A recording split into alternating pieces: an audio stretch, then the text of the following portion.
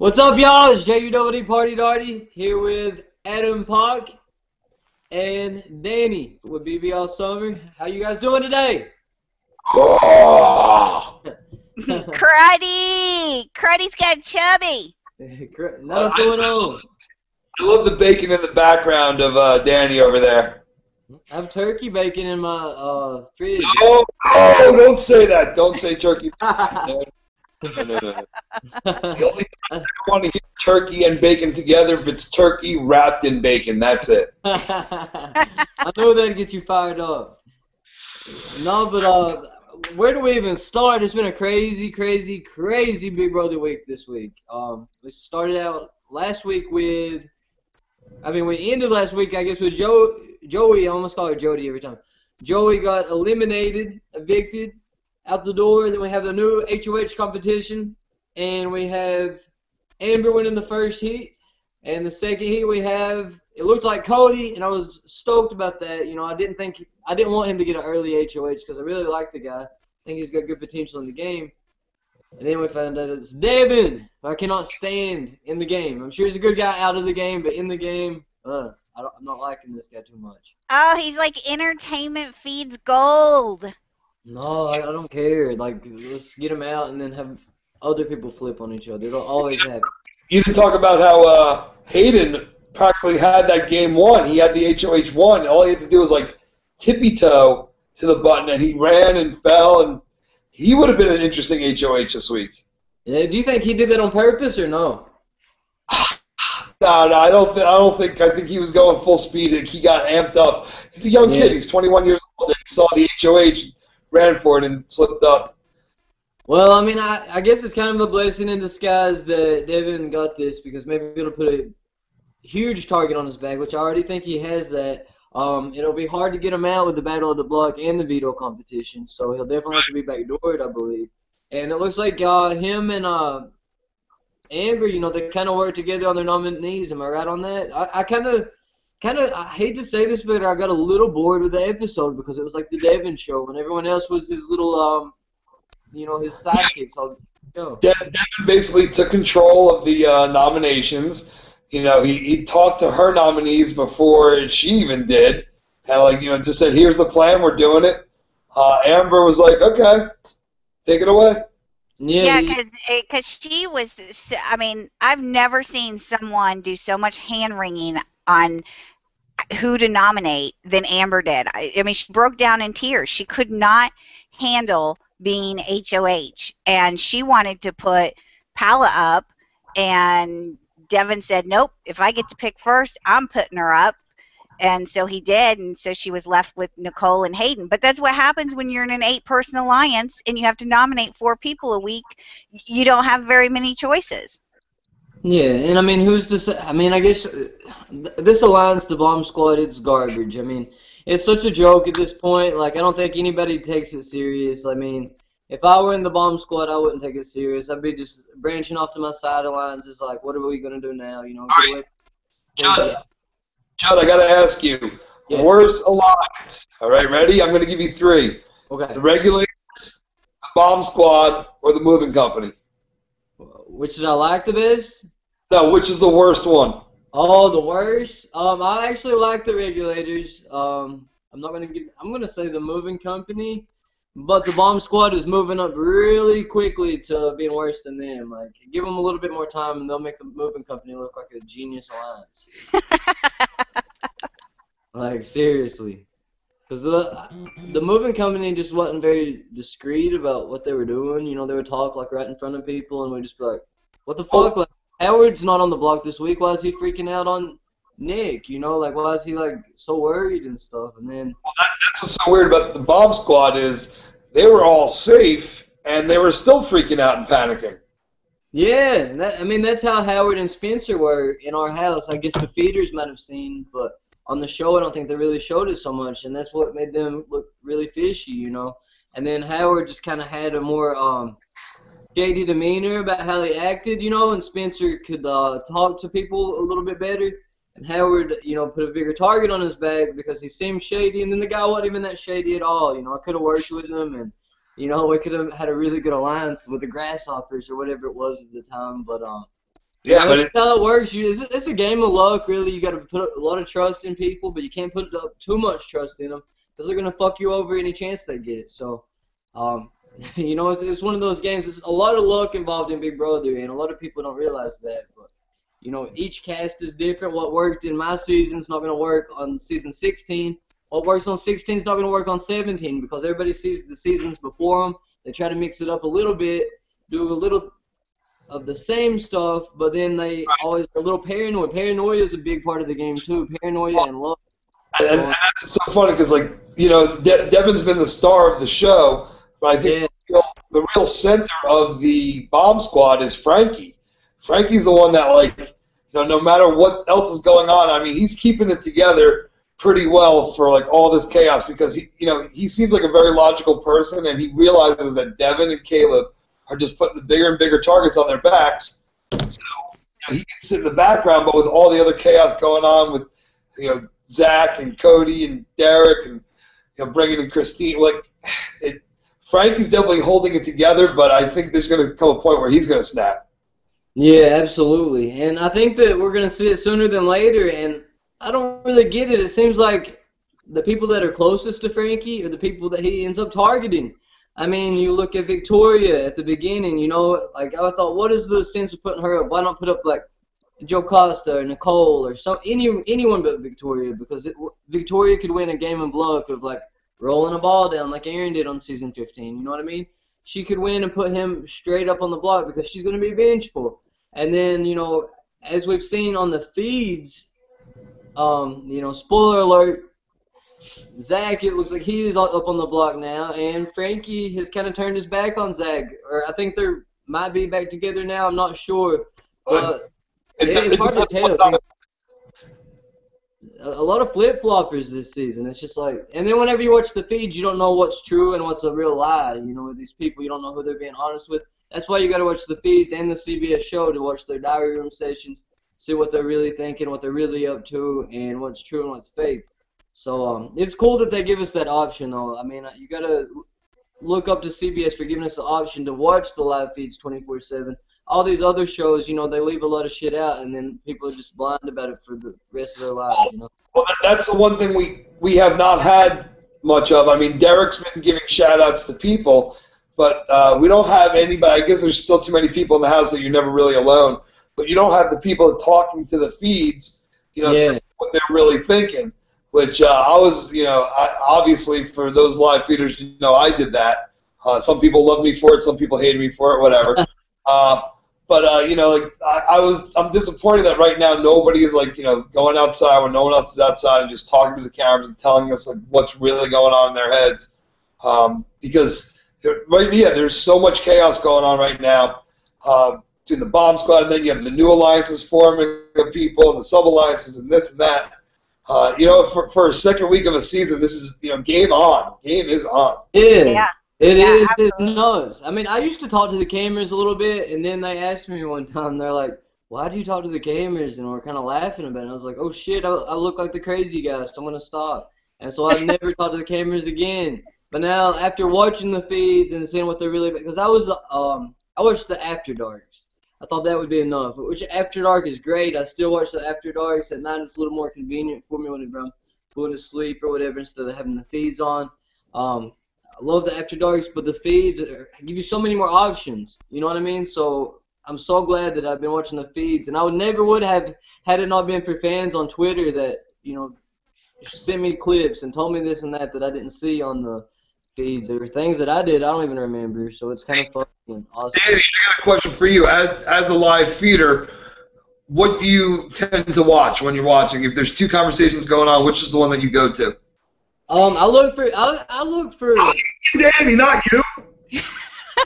I look for entertainment though. If I see Devin's ass talking to Caleb, I turn it directly to anybody else. To answer your question, Cruddy, I go to whoever is undecided at the moment. So in other words, if we don't know how Frankie and Derek are going to vote, and I see those two talking, I'll go to their feed. I go to where I'm trying to figure out game talk and what they're talking about. it's like, for example, I did a tweet the other day. It said, Christine may be playing the best game in Big Brother history, and I would have no clue because I can't hear a damn word she says. She whispers constantly. So I won't even bother. If I see Christine on a feed, I don't even bother with it. Was it not the same for me? I whispered my ass off last week, and then when I wasn't whispered, I mumbled. So, I mean, like, were you No, see, I could understand you, though. We couldn't understand Judd. I was always saying they should have subtitles for when Judd talks, because I could not understand a damn thing he said. Even now, I just pick up like every third word, and I just make it up as I go along. Well, hell, sometimes I don't even know what I'm saying. I was like the Judd translator last year. People, it took them a while to understand, and so they'd say, well, "What is he saying?" And so I'd have to tell them. I don't know if that's a good thing or a bad thing that I can understand Judd. It's a good thing. There's a lot of Southerners that could understand. Surprisingly, a lot of Northerners caught up on my lingo and stuff, and they're like, I can understand your accent now. So I'm like, I've changed the world in a small way. I'm just kidding.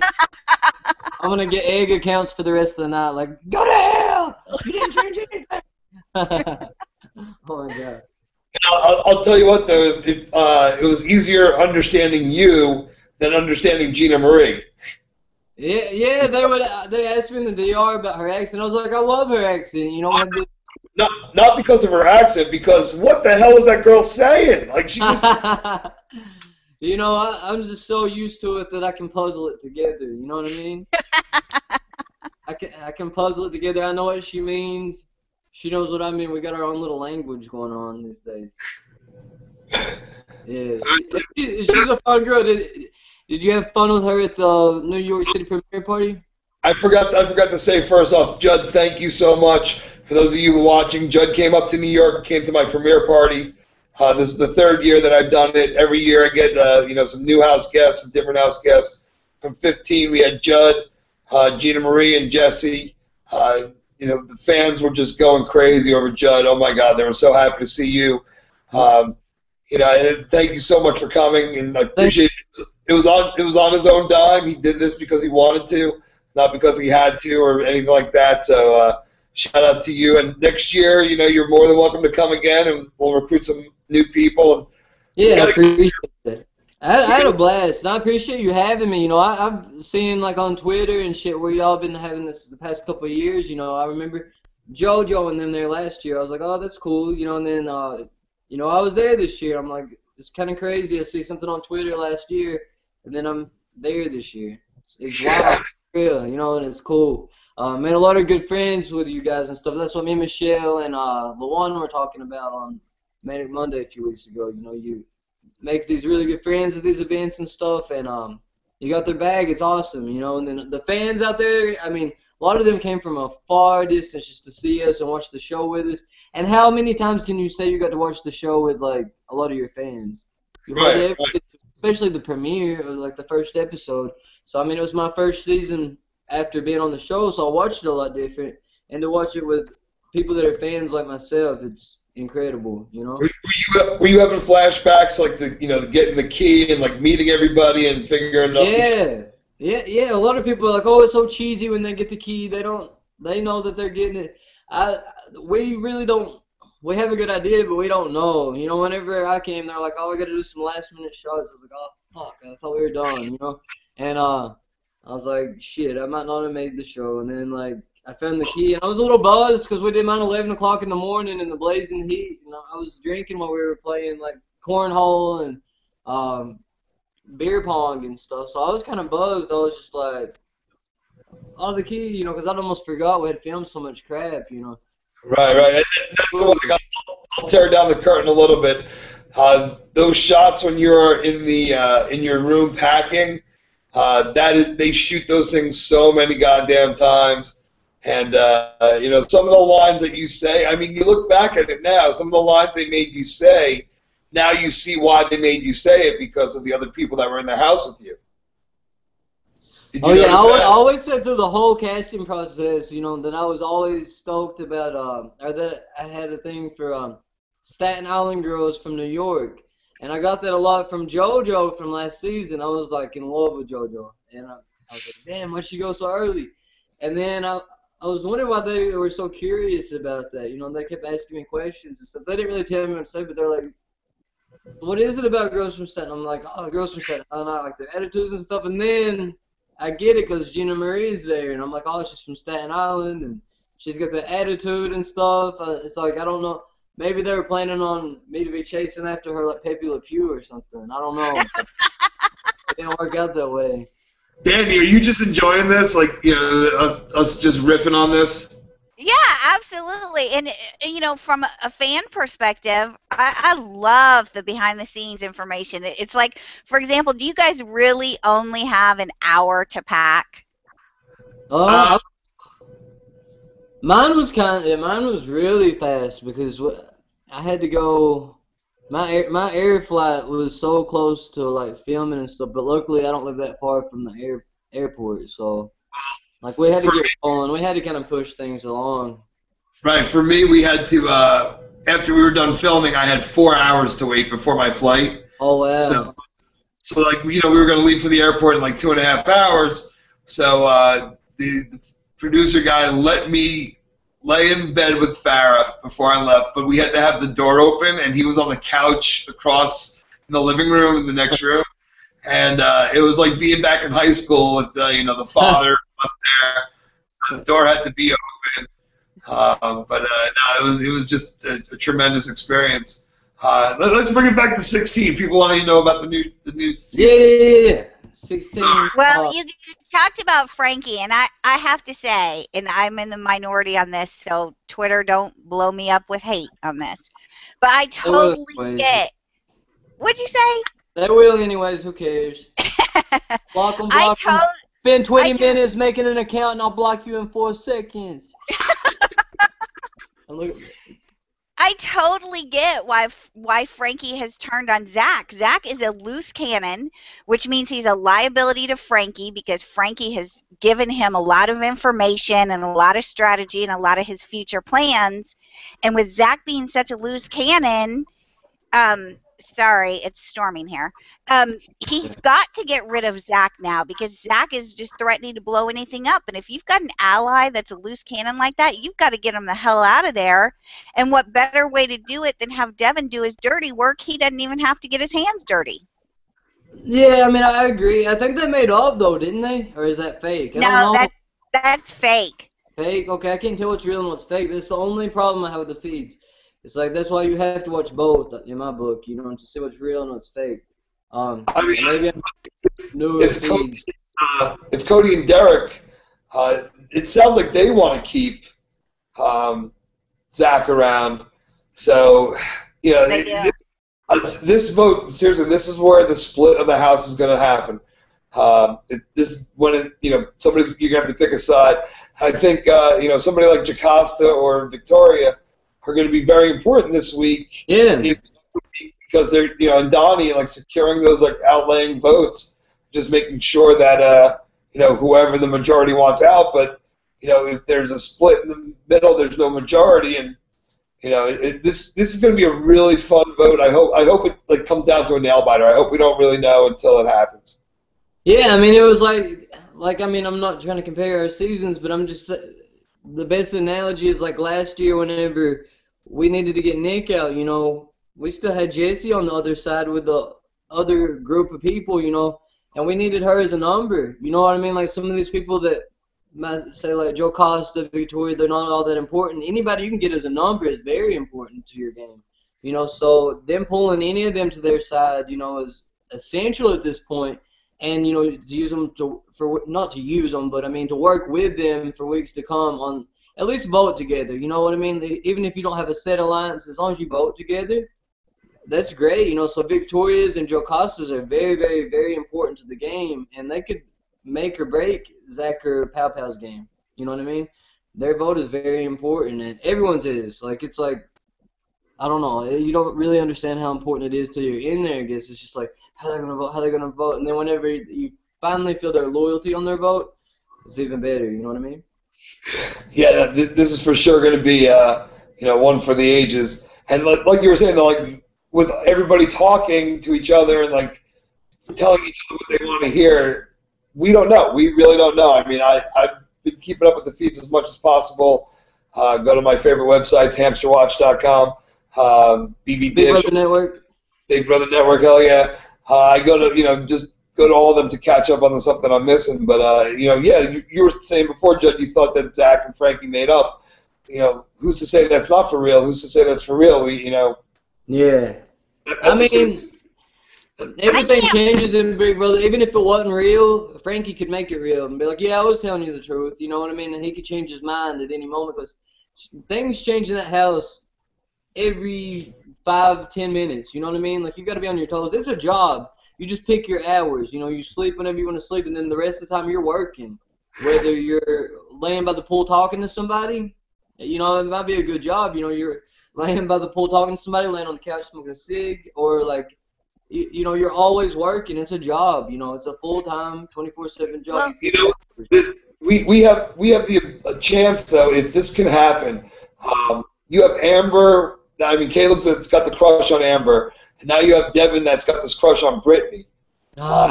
If the four of them just play, if the two girls figured out that these two are crushing on them and will do whatever they want to do, they can be, Dr. Will and Boogie and All-Stars and, flip the page and drag these two because those two are the muscle. Those two can win every competition. And then Amber and Brittany, they're both good competitors. They can win competition. You're like a Janelle and an Erica. That could be a four-person alliance that could get really far, but I think Devin and Caleb are just a little too creepy for the girls to actually go along with it because, let's face it, if they were promising these guys stuff to do stuff, they would be looking for payoff. Yeah, and it looks like Amber has got herself on quite the shit list this week too, right? Yes, she has. I'm afraid she's going to go home very, very soon. I can see her going up as a pawn with, Devin or Caleb, and then them winning, the veto or something, and her going home. They lose, it's like a puzzle in the Battle of the Block or something, and then go home. It seems like the majority of the house is now targeting Devin, Caleb, and Amber.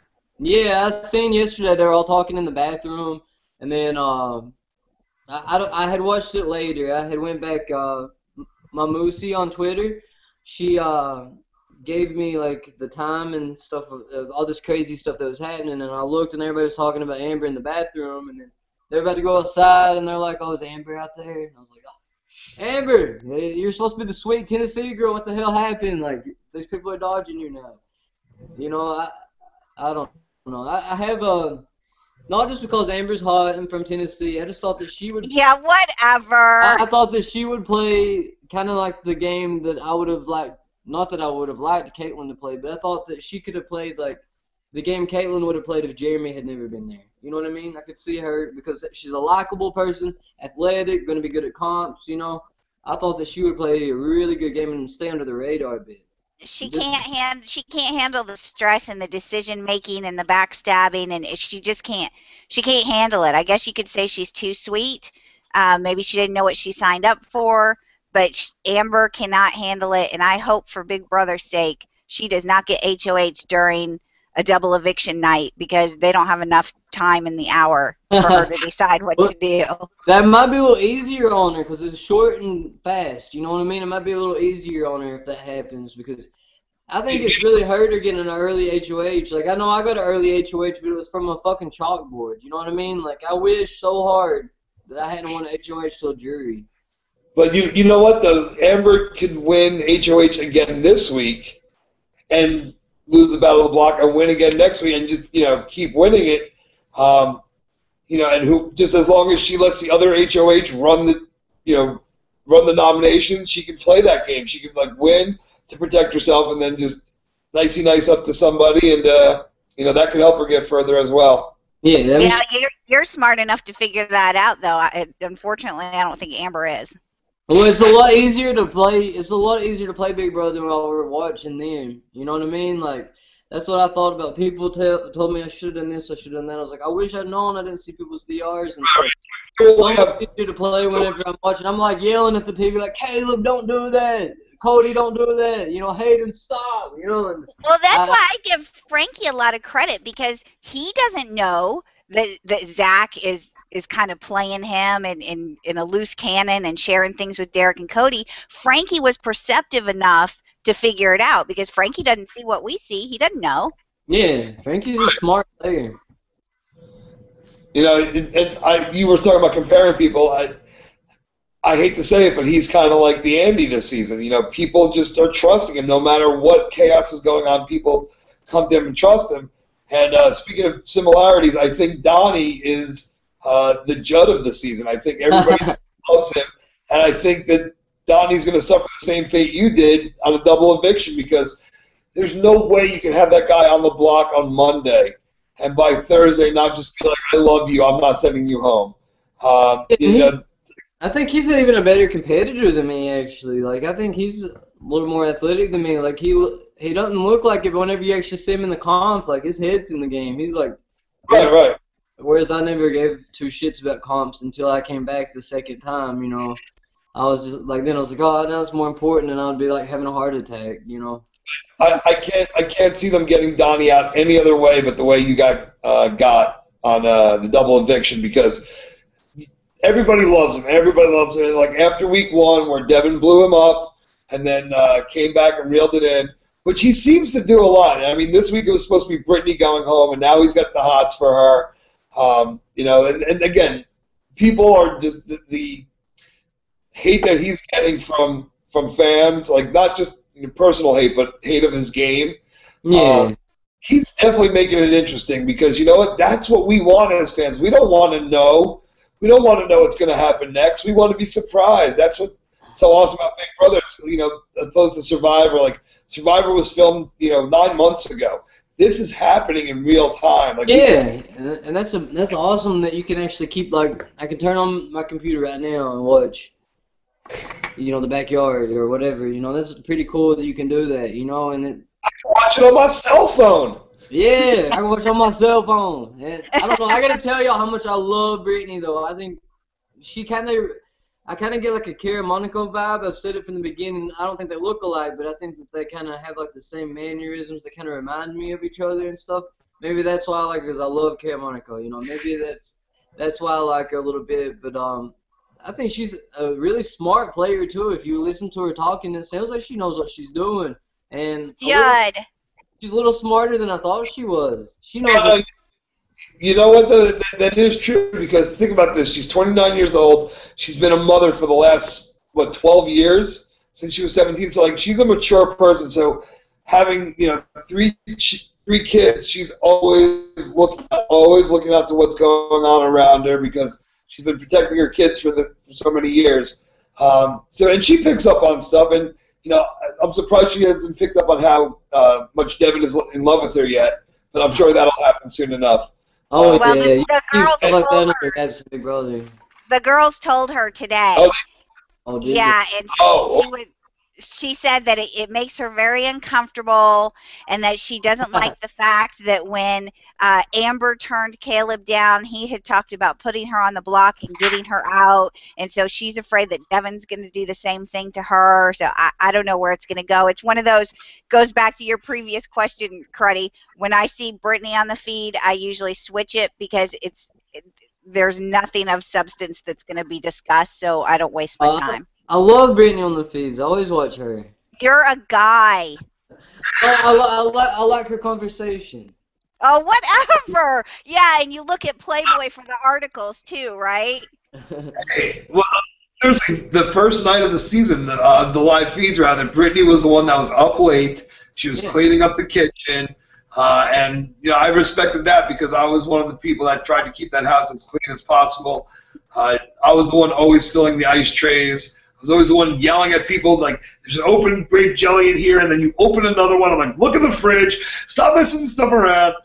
You can say all you want. How it goes. She's also the one that left her damn lotion laying around in the kitchen. I can't believe that.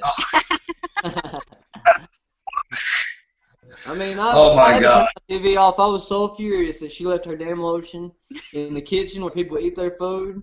I had to turn the TV off and walk away. I couldn't believe That's it. Evict her ass for that. Yeah, she needs to go. No, I'm just kidding. I love Brittany. And you can keep your lotion anywhere you want to. Come to Tennessee, you can keep it in the kitchen, the living room, the laundry room. I don't give a damn. At least you didn't You're say the bedroom. lotion in your bathroom, next to your bed, whatever you want. Wherever she wants to put her lotion, she can put her lotion, you know? Well, what do you guys think is up with Derek kind of sticking his neck out on the line to save Zach? Do you think that's a smart move? Will Zach benefit him long term, or do you think it's pretty risky for him to do that? Yeah, I think he sees what a smart player Zach is. Zach knows what the hell he's doing. Pow, you know, she's never going to benefit at all. You know, he could always say, you know, what, Zach, we're saving you. You owe us one. And then Zach hopefully could return the favor coming up. You know, he could get the next HOH, and then Derek and Cody be safe. You know what I mean? Well, okay, let me ask you guys as house guests then. Would you trust Zach after he blew up an alliance that he was in, and every single one of the alliance members, including Cody and Derek, he blew that up? Would you trust him down the road to be in an alliance with him? Yeah, I think it was already blew up before. I mean, I think after, like, the whole cast was in the alliance and probably half of production, people that live down the road, like, yeah, that alliance is so done for that I think that they're not even resentful about that.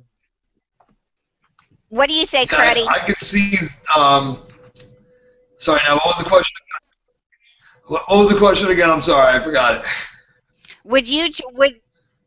That's okay. Would you trust Zach to be in an alliance with him after he's already blown up one alliance? I would rather be in an alliance with him than with Devin. So, yes. Now, see, I could agree with that because Devin's got a huge target on his back, so why would you align with somebody that's a target? You're going to lose that ally sooner rather than later. I just, you know, I don't know. I've never played the game, but from a fan perspective that wants to play the game, I would never trust Zach after he did that.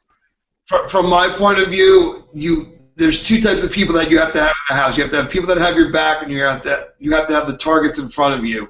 You have to be able to, you know, maneuver through the game like that.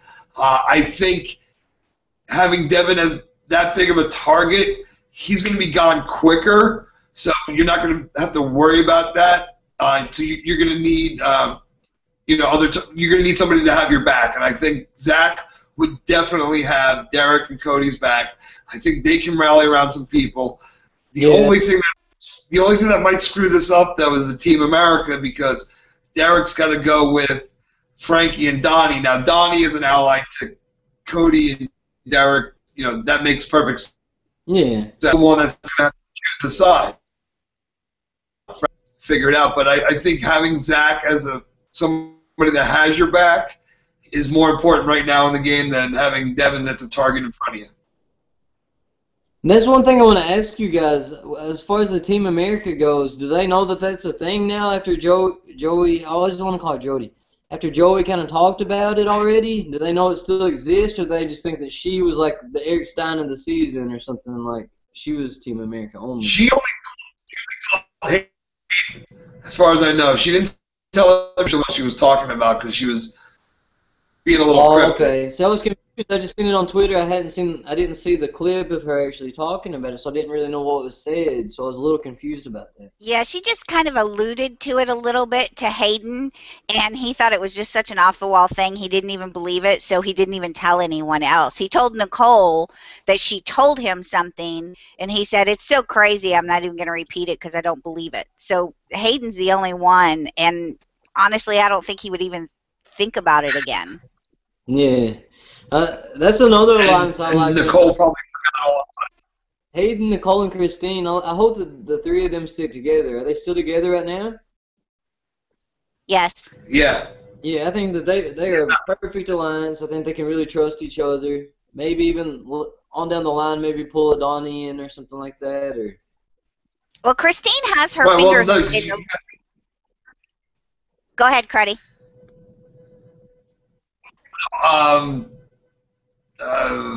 Christine, Nicole. Well, you have Hayden, who's a great competitor. You have like a physical competitor. You have Christine, that is smart as anything, and then you have Nicole, that's just pretty.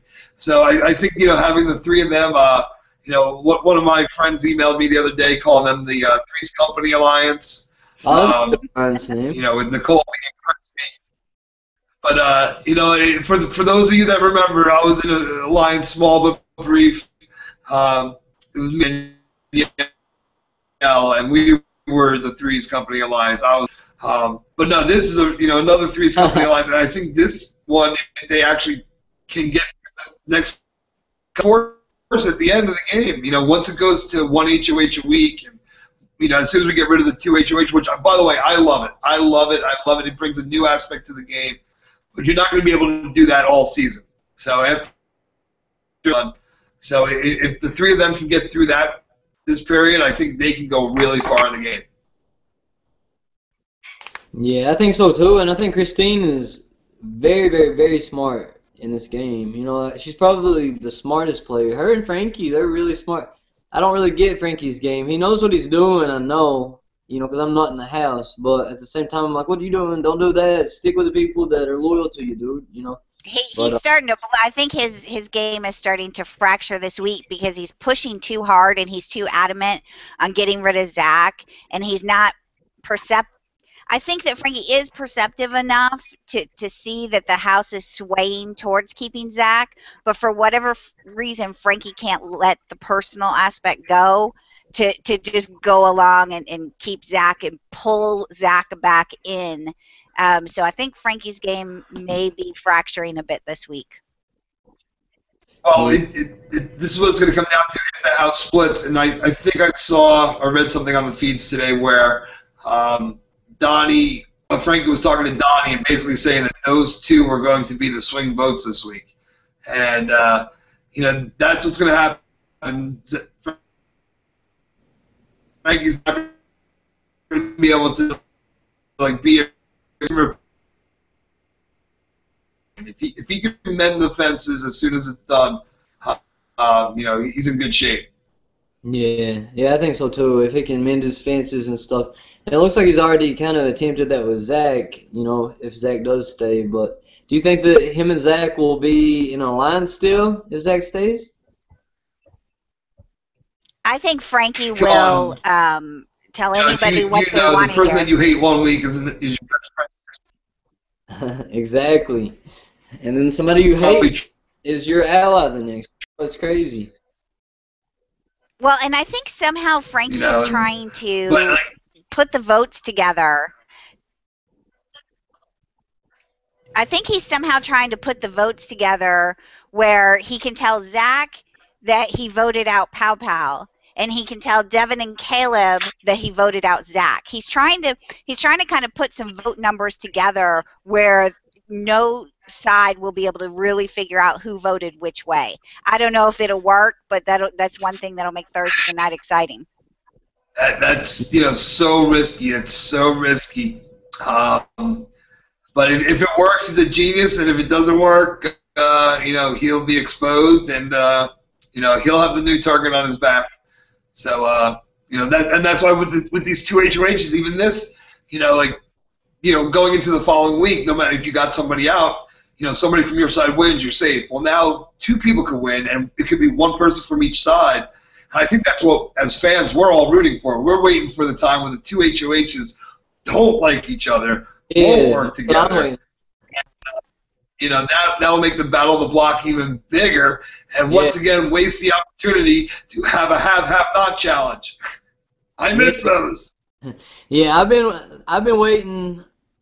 I said at the beginning, I didn't really like the twist because I didn't understand it. But then once I understood it, I was like, wait 3 or 4 weeks down the line, whenever this game's really heating up, people really pick their sides, who they want out hardcore, who they want to stay hardcore, and it's going to be a show to watch. It's going to get really intense, and I think even this coming week is going to be wild.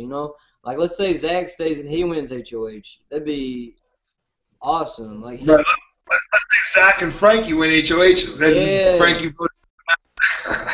And that'd be wild. I don't know. And then now they're gonna have even numbers, so I could see them even doing an HOH competition as like partners, this week. You know what I mean?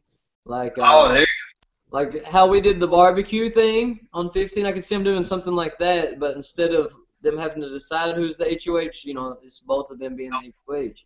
I could see them doing something like that since it's even numbers. Well, will it be? No, it won't be even numbers. Yeah, we'll be down to 14. But Yeah, then, but Devin can't play, so it'll be 13 playing. Oh, yeah. So that'll be next week. This week will be, I don't see them doing an endurance comp because then the Sunday show already is packed with the nominations and battle of the block all in one episode. So to do a endurance challenge on Thursday, finish that on the Sunday show, then do the nominations, then do the battle of the block. That would be a jam-packed show.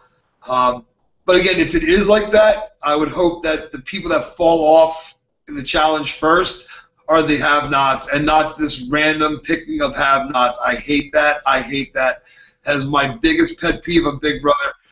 If you're going to fight, if you're going to, worry about eating or not eating, you should have to fight for your food. You should fight for your food. That's it. Sorry. I agree. Off my soapbox. No, I totally agree. Yeah, but with this Battle of the Block competition, it's hard. You know how much work goes into these competitions. It'd be hard for them to have a have-not competition, too. I don't think they're going to do that until they get rid of this twist. I mean, I could be wrong. If it's an endurance comp or, whoever the 4 people that come in last place, they're the have-nots for the week. I'm fine with that. And, it's probably about that time, either this week or next week, that they're going to bust out one of the famous, outfits for, losing a competition, which they always do. A couple of them this season. Judd, you got that chicken suit. I got the elf suit, man. It's something else. Yeah, I mean, last season was the season of punishments, I feel like. So, excuse me. So this season, I can't even imagine what they got in store for them. I'm looking for all kinds of punishments this season. I think they had a lot of fun. As a married man, I can't say, but which female castmate do you want to see in the unitard the most? I do. I would say Brittany. Oh, I thought for sure you would say Amber. Yeah, I don't know. It's between the two, but I would say Brittany, then Amber, and then Nicole. All right, and now, Dani, I got a question for you. Which guy would you not want to see in a unitard the most? Oh, God. I guess Derek. Sorry, Derek, I really like you, but I guess Derek. I would want to see Cody the most. Cody. Cody. My heart skips a beat for Cody. He may not be much of a player. That's still to be determined, but he is very nice to look at. I think Cody's a really good player. I think that he's doing a good job of kind of staying under the radar, but then he's still playing a good social game.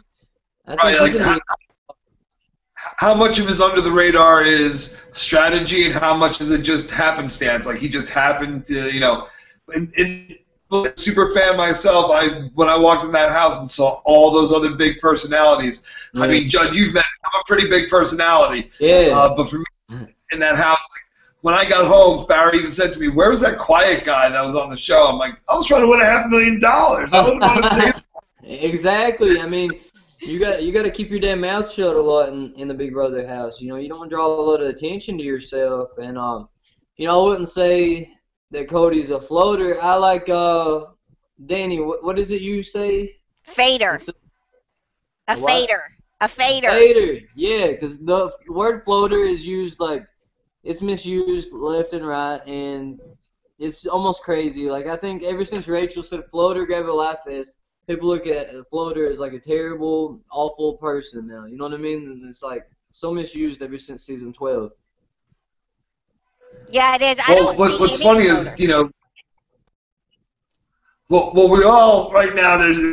There's a few, but they're saying early on in the game that this double HOH is going to target the floaters because you're going to want to nominate people that will lose the competitions. But that's why it's going to be so interesting when there's 2 people at an HOH and they put up two strong duos, the floaters are going to be able to get that pass for a little bit. But right now, like Jocasta, Victoria, they're, the word floater is misused because, as you said, it's a negative thing, but there's a thing as a player, you got to keep your ass safe, and even the best players that talk about they hate floaters, when someone's HOH that's not them, they do the same exact thing. They go 1 week deal, they do what they go back.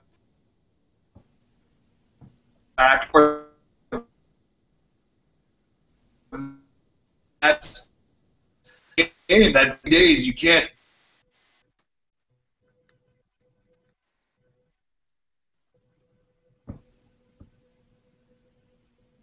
Am I still here? Yeah, your volume cut out for a second. I mean, your audio. I thought maybe it was me because I have storms here. No, I think his audio cut out. See, I think it's too early to say that any of them are floaters good? because there's only been 2 people in power. Yeah, I can hear you. Yeah, you're good. I don't think there are any floaters yet. If there's anybody that's on the cusp of being titled a floater, you could say that it's Frankie. But again, with only having 2 weeks and 2 people in power, it's too early to say if anybody's a floater. But I think there are definitely some faders in there. And yeah. Fader to me comes from if they just fade into the background and you don't even know or remember as a live feeder that they're there, they're a fader, and they're just letting the other house guests pick each other off. And I would say Jocasta is the #1 fader right now. Yeah, Jocasta, and that was a bad thing for her. That was exactly my game. Now let the bigger targets all kill each other, and just make it walk through the minefield at the end and see what you can do. But no, this season again, I am so happy with the way that these twists have made this season different. The MVP thing last year kind of like added a different little wrinkle, the third nominee, which it's something different. It's not the same thing over and over and over again, and this way it keeps the players on their toes. Yeah. When you're in there, you're waiting for that TV to go on and Julie to say something, at any given moment. Yeah, and you never know what it's going to be. Like, I would have a heart attack with this twist. I thought the MVP twist was going to be, it's terrifying. But then Alyssa was on my side, so, I mean, we knew she was going to keep getting MVP as long as we kept her around. So, I just happened to be – I had a great ally that was going to keep getting MVP, so I could just kind of fade around, I guess you could say. So, I mean, it kind of backfired, and then they switched it up, and it fucked me. Because that first week. Yeah, the first week that it was America as MVP, like I know Helen kind of figured it out, but I was thinking, like, you thought Alyssa was really putting herself on the block? Like, did you guys actually believe that? Well, you know how much paranoia is in the Big Brother house, and crazy things like that make sense while you're in the house because you have nothing else to think about. Nothing new is happening at home as far as you're concerned because you've not heard of anything, so your life is the game, and so yeah, for a good portion we were thinking, is it America, is it Alyssa putting herself on the block? And because I was thinking, why would America put Alyssa on the block if they've been voting her MVP all these weeks? You know what I mean? It made no sense. So it was really confusing and stuff for all of us, I guess. We all had our little speculations and stuff, but I mean, speculations don't get you any answers, in the game, especially with something like that we have no control over. It's because America voting are idiots. Well, I mean, it helps. It's true, Cruddy. It's true. They were all voting to give Alyssa the MVP that week when we were supposed to be voting on who you wanted nominated. Well, what happened there was West Coast did not see the CBS show yet, and the polling opened up, and it just said, who do you want to be the MVP nomination? and people just went there and click, click, click, click, click, click, click, click, click, click, click. Oh, Yeah. hell, I think what it was Aaron was also nominated that week already. So, but there were websites or there were people on Twitter that were posting, hey, please go vote for Alyssa for MVP. And people were voting without knowing what they were doing. But I'd like to think that it was all that, but I have a feeling it was also Aaron was already on the block. Yeah, and that's kind of what Alyssa's husband had kind of explained to me after I got out of the house, because I was asking him in the car, I was like, why was Alyssa, because I didn't know, there were a lot of questions I had. I was like, why was Alyssa voted on the block by the MVP, and America's MVP whenever they would put her up? And he kind of explained kind of what you did just now, about the West Coast not really understanding. So that makes sense to me. But, I mean, in the house, we're just like, what the hell's going on? Like the MVP twist helped me at first, then it screwed me over. You know what I mean? And then it was over with, and I was gone. But then I came back. You came back. Easy. I guess I am a cockroach. You came back, and you formed one of the best alliances in Big Brother history that will never get the credit because it was such, all the other stuff behind the season, around the season that was going on. But the Exterminators, that was my strategy, season 13. I wanted to round up all the floaters and be like, you know what, the floaters as an alliance, or sorry, the faders or whatever you want to call it. Like you, Gina Marie, Andy, and Spencer, the four of you were always the ones, like, kind of like, included on the plan, not coming up with the plans, and then you're like, well, screw this, we're coming up with the plan. And, of the final four, three of you got there, and, you were just right outside. So that was an amazing alliance of people coming together at the right time. But you guys will never get the credit you deserve because Andy's a rat. Oh, I love Andy, and I thought that Andy played a really good game. Nobody gives him credit for his gameplay. Yeah, he did play a really good game. I played I told to him until I came back, and then I had to change my whole strategy around. I had to play a lot harder, and like. But Andy, he was sitting in a good spot the whole game. Like Joe Costa. People just did not like the way that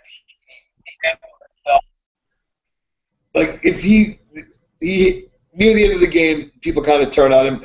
But I say it all the time. Not a conversation was going on. Andy was not there, and none of you realized like if I'm not talking, Andy's not here. If I'm talking, Andy's here. Like. You remember Seinfeld? You had to give that kid Tic Tacs so you could. Yeah, he was like the Jack in the Box. He heard every conversation.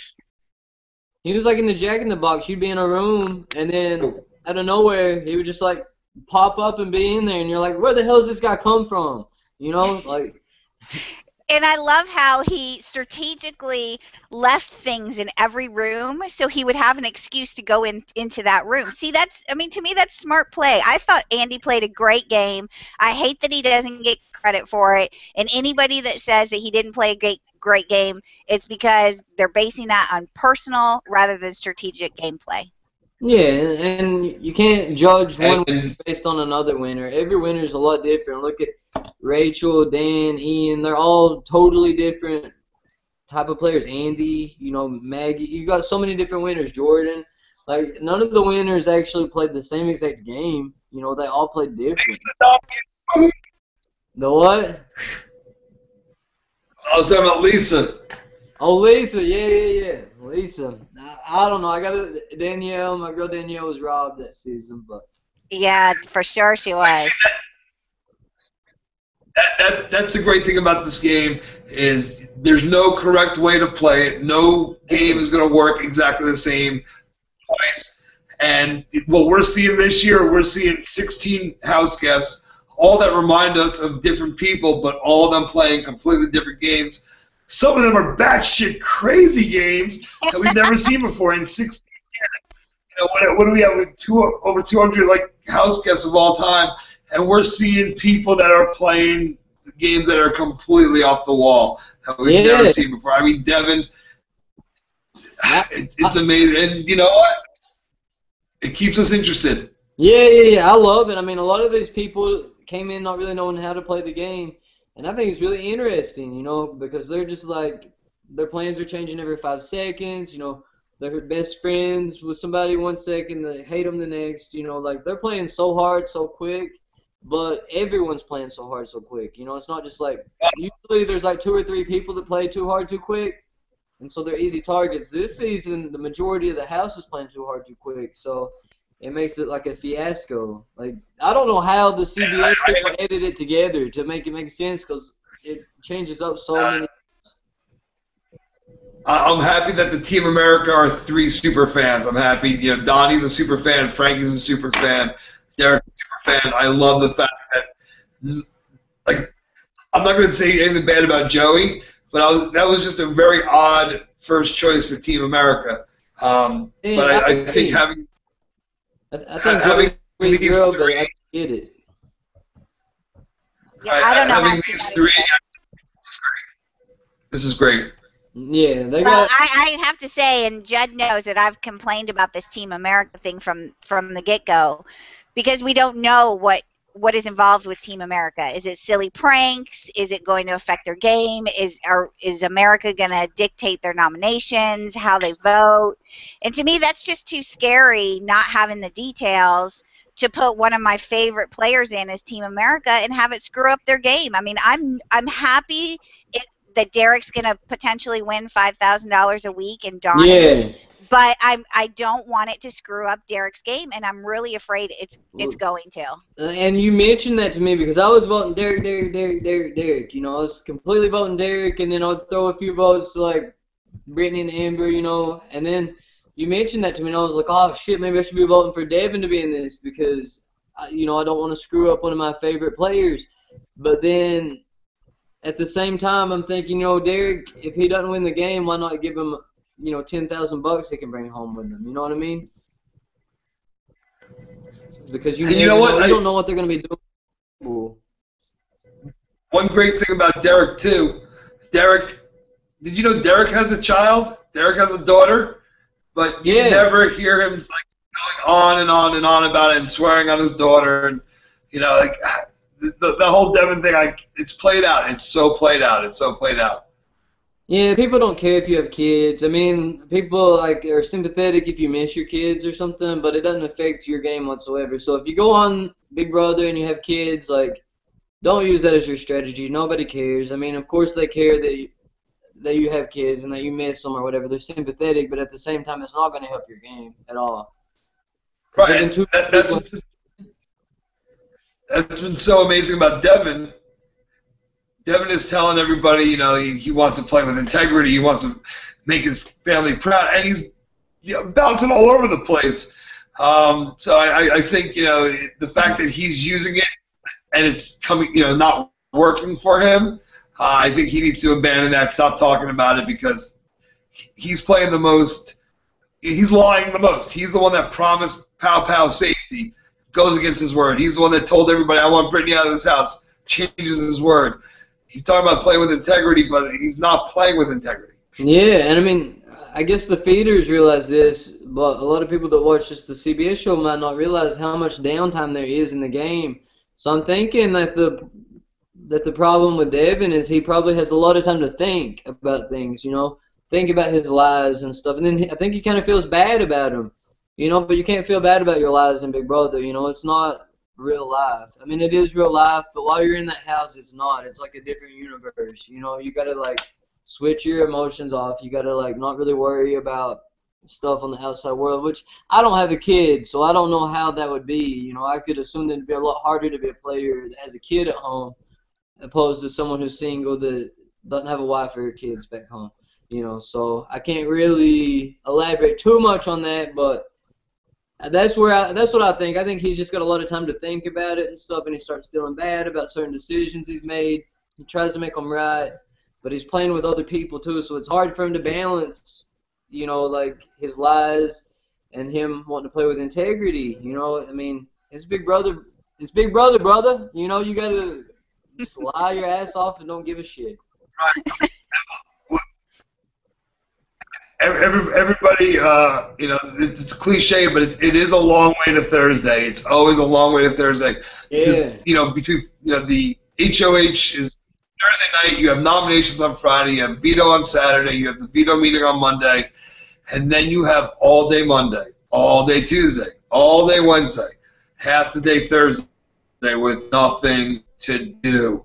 And that is really, like, that's what separates Big Brother from, you know, like Survivor, where it's just, it's mental torture because there is so much downtime that, and I've said it while I was in the house, I said, but you're not just playing against other people, you're playing against the house, against time, the boredom, just trying to keep yourself sane. I've never been to jail, thank God, for more than a couple hours. I've never been to jail, but I can only imagine what, you know, it's the same way. Every day just gets longer and longer and longer. And then you have a lot of stuff, and then longer and longer. Yeah, Big Brother's like a luxurious jail. Without a TV, though, I mean, like, even in jail they have TVs and stuff. So, I mean, it's just like, you are your own entertainment, whatever. Well, I don't know. Fun. I used to lay on the couch. I used to lay on the couch in the living room and look up and watch that TV. And we just had, because we had the beach motif, so we just had trees and, like, you know, beach skyline, trees and trees. Just sat there on the couch for hours, just pretending it was a different show. Yeah, ours had just lame orange arrows. I was just like, it was so lame. I was like, these stupid arrows. I hated that TV because we had the MVP thing, so we'd have to look up at the TV for what seemed like 45 minutes waiting on who the hell is going to be the MVP's nominees. So, I don't know. I like this twist a lot better than the MVP twist, though. I think it's a really, really good twist. And like we talked about earlier, as the next couple weeks come up, maybe not this next week, but maybe the week after, it's going to be a shit show. It's going to be going off the chain, off the wall. Everybody's going to be going crazy as hell, and that's what we love as Big Brother viewers and Big Brother fans, you know? And so I'm excited. Well, I think if Zach does not go Thursday night, I think Devin's going to give a cockroach Gina Marie a la speech. Yeah. And what if we get like Jocasta and Victoria being the two HOHs? What the hell would they do? Oh God, shoot me in the face. But it's Big Brother. They could roll the ball down the hill and it land on a number and then they win. You know, it's a lot of luck here. You know, it's gambling. It's a job and they're gambling for this. I don't know. It's a great game. I love the game. I'll watch it completely different after playing it. I'm sure you thought the same thing, Adam. Like, after you watched 14, like, you watch it in a completely different way. You know, you don't, as much as I don't like Devin as a player, I'm sure he's a really good guy outside of the house and stuff, but you watch and you're just like, yeah, he sucks. I don't like him. I'm just tired of watching him. But then you're like, nah, he's also human. So, you know, he's in this crazy-ass experiment, you know. I don't think he really knew what he was getting himself in. You don't know what someone's life was like before they got into the house. But I'll tell you what, that house, no matter what, there's nothing in your life that has prepared you for that. Because all the different personalities, all the different cultures, all the different belief systems, and again, all big personalities. I mean, that's why when you see somebody like Jocasta or Victoria, kind of like quiet or something, you remember they had to kill it in finals to get on there. They were definitely owning that room. So they are capable of it. But when you have that many personalities, you can't all just go at once. So it's so you don't know. You don't know what's going to happen next. Whoever wins the next HOH, like you said, if Victoria and Jocasta win it, or if Nicole, God forbid, wins it, she's like, oh, I don't know what to do. I think definitely worse than Amber, though. If Nicole gets it, though, I think that she'll have Christine to kind of help her out a bit, you know? She's got good people she can talk. She's got Hayden and Christine she can kind of consult with. And, you know, I think that she's got good people on her side, you know. So. Well, and I think there's a gamer under Nicole. It's just laying low right now. I think we're gonna be surprised by what we see Nicole do in the future. Yeah, and it's harder when there's this many people in the game still. You know what I mean? Whenever there's so many people in there, you don't. you're just really getting to know these people. You know, I mean, to us, we feel like we know them so great and stuff, but they're still getting to know each other's personalities. You know, they might. I came in the game my first week not liking Nick and Andy, you know, and then Andy started being a really good friend of mine. Nick started being a good friend of mine, then he left, you know, but it's just like people that you don't like the first couple of weeks, you might end up liking. You know what I mean? Like, there might be like Caleb and Jocasta power duo later on in the game. You never know. You never know. That's what's great about Big Brother. Like, anybody can work together. Can flip the game around in a heartbeat. Like, so many things can happen. Right. It's so funny too, because like just watching right now, it's like I have no idea who's going to win this season. I have no idea who's going to be the final 6. I have no idea who's going to be the final 8. Like, there's just there's so many people in there, and you don't know what's going to happen week to week. You don't know who's going to win that next HOH, or in this case, 2 HOHs. But yeah, like right now, there's so much more game to play. But at the same time, they've been there for like almost 3 weeks. They've been in the house together, and they're gonna start getting on each other's nerves because you know, like people's little quirkinesses, you know, 3 weeks ago when you met them are now like, Jesus Christ, here they go again. Yeah, yeah. You're just like, and then they'll be like, Jesus Christ, here they go again.